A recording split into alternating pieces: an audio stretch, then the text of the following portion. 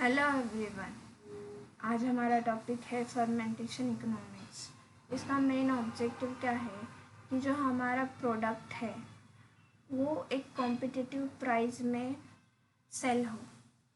इसके basic objectives देखते हैं। वैसे तो कई सारे ऑब्जेक्टिव्स है पर बेसिक देखते हैं कि जो हमारा इन्वेस्टमेंट हो वो मिनिमम होना चाहिए।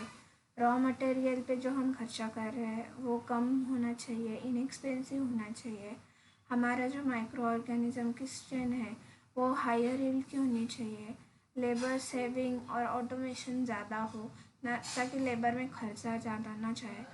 जो प्रोडक्ट की साइकिल हो वो बैच प्रोडक्शन हो, ताकि मतलब शॉर्ट पीरियड में हमें ज़्यादा से ज़्यादा हर बार प्रोडक्ट मिले। रिकवरी और प्यूरिफिकेशन जो है प्रोडक्ट का, वो एक तो रिकवरी रैपिड हो और वो ज़्यादा खर्चेदायक ना हो। फिर है जो वेस्ट हमारा प्रोड्यूस हो रहा है थ्रू आउट द प्रोसेस, वो वेस्ट भी उसको डिकम्पोज करने के लिए, उसको ट्रीट करने के लिए हमें एक्स्ट्रा एनर्जी और मनी खर्ची ना करनी पड़े। हीट और जो एनर्जी का कंजम्पशन हो रहा है वो हम एफिशिएंटली यूज़ करें, ताकि वो हमारा कॉस्ट इफ़ेक्टिव हो। और स्पेस ये चीज़ बहुत इम्पोर्टेंट है कि ताकि स्पेस या ज़मीन खरीदी करने में हमारा ज़्यादा मनी ना वेस्ट हो। इसके मेजर एरियाज़ क्या है तो है isolation and handling of micro organisms. Natural strains, natural sources से हमें जो माइक्रो ऑर्गेनिज्म की स्ट्रेन आइसोलेट करनी पड़ती है वो एक मेजर एरिया ऑफ कॉस्ट है। उसमें हम मिनिमाइजेशन कर सकते हैं।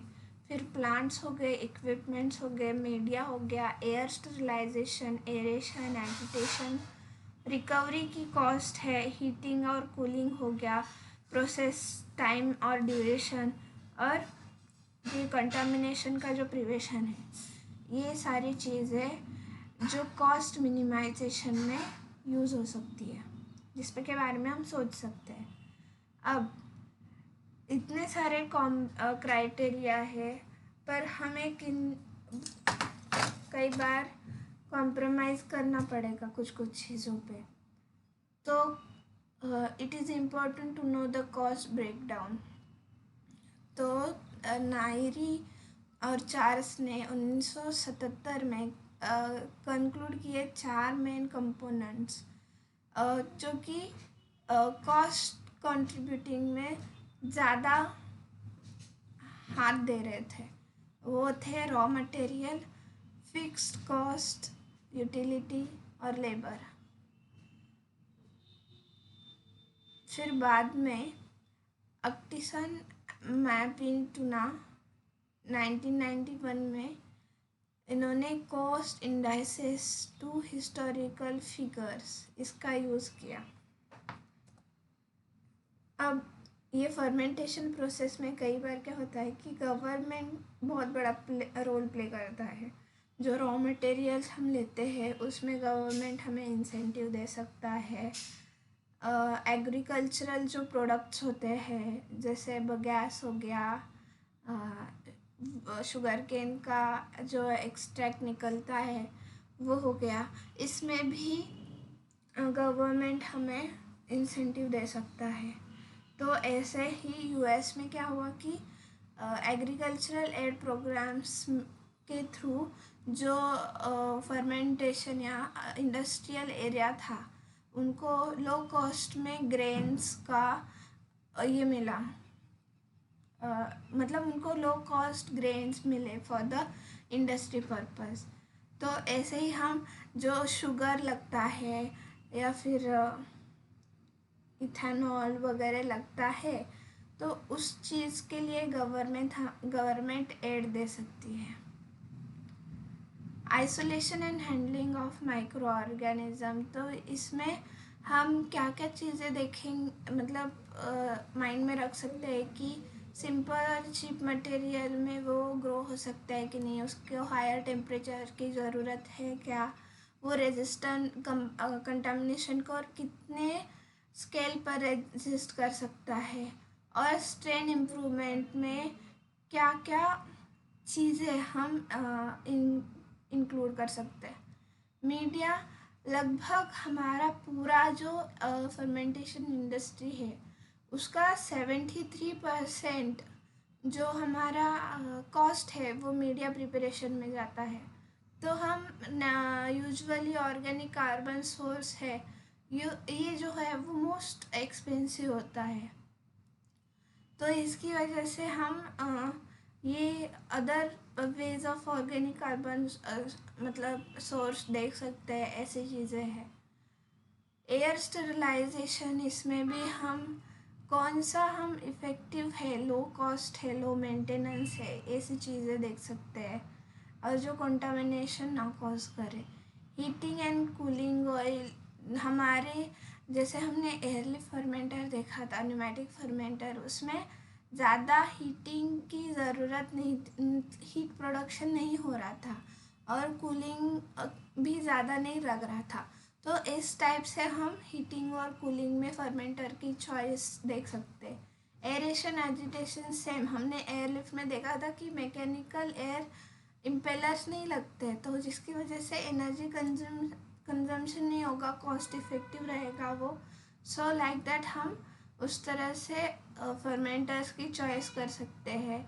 और जो प्रोसेसेस है ऑक्सीजन की डिमांड जिनमें हाई होती है, for example antibiotic, acetic acid production, उनको मतलब अदर वे में हम मॉडिफाई कर सकते हैं कि हमें ज़्यादा वो एक्सपेंसिव ना पड़े। Now recovery cost.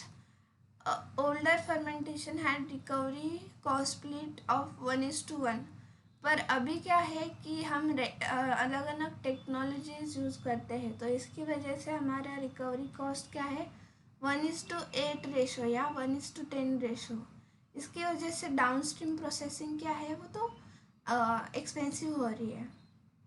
अब ये कुछ कैलकुलेशन है कि हम कैसे कैलकुलेट कर सकते हैं हमारी प्रोडक्टिविटी को। तो for the batch process productivity को कैसे कैलकुलेट करना है, total time T for fermentation can be calculated. Time के थ्रू हम कैलकुलेट करेंगे प्रोडक्टिविटी को। तो T is equal to 1 mu M. Mu M is the maximum specific growth rate. अगर उसका मैक्सिमम स्पेसिफिक ग्रोथ रेट होगा तभी हमें उसकी प्रोडक्टिविटी के बारे में पता चलेगा। Into log xf upon x0, x0 is initial and xf is final cell concentration, plus t capital T plus t capital L plus t capital D। ये क्या है, तो टर्न अराउंड टाइम, मतलब हमें वॉशिंग में एक्चुअल प्रोसेस स्टार्ट करने में कितना मतलब रॉ मटेरियल से एक्चुअल फर्मेंटेशन की प्रोसेस शुरू होने में कितना टाइम लगता है। फिर delay time until the inoculation, और फिर lag time after the inoculation. अभी प्रोडक्टिविटी, ये और एक फॉर्मूला है ओवरऑल प्रोडक्टिविटी का, कि overall productivity is given by xf upon t। For example, a larger initial volume would increase x0 and shorten the process time. Actively growing inocula would reduce the lag time। ये graph है which shows the effect of running time on productivity and cost optimum for harvesting। या productivity cost है, productivity increases cost decreases. Batch process cycle time, productivity must be determined for complete process cycle। Productivity is defined as unit of product generated per unit fermenter volume in a given time, मतलब grams of product per liter per hour ऐसे है। In fermentation with short growth cycle like yeast production, turnaround time is more important than for long fermentation, which is in penicillium. Continuous culture. Few large-scale continuous culture processes are operations, microbial biomass, glucose isomerase yogurt. Nonetheless, it is possible to compare batch versus continuous culture productivity. Basically, the faster organism grows, more favorable is the continuous over batch. However, disadvantages outweigh the advantage, and manufacturers recurrent to make radical changes to establish and validate the process. Thank you.